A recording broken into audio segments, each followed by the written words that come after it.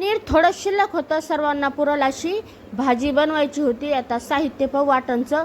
कांदा घेतलेला, टोमॅटो, अद्रक आणि लसूण घेतलेले, काजू घेतलेले. आता वाटण कसं करायचं, अगोदर काजू मिक्सरला फिरवायचे आणि बाकी साहित्य टाकून मिक्सरला पेस्ट बनवून घ्यायची. पाणी टाकायची गरज नाही आहे. तेलामध्ये जिरे टाकलेले आहेत, तमालपत्र टाकलेले. आता हे वाटण टाकायचं. वाटण कच्चं आहे तर व्यवस्थित असं परतून घ्यायचं.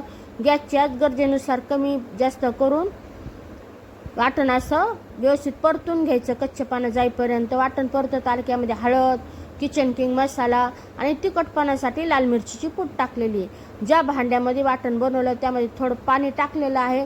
थोडं पाणी टाकून छान अशी ग्रेव्ही बनवून घ्यायची. ग्रेव्ही बनल्यावर यामध्ये चवीनुसार मीठ टाकायचं. गॅसची आच आता एकदम मंद करायची. ते पनीर किसून घेतलेलं आहे मी, तर टाकलेलं आहे. व्यवस्थित असं मिक्स करायचं आणि गॅसची आच मंद करून झाकण ठेवून फक्त 1 मिनिट ठेवलेलं. थोडीशी कोथिंबीर.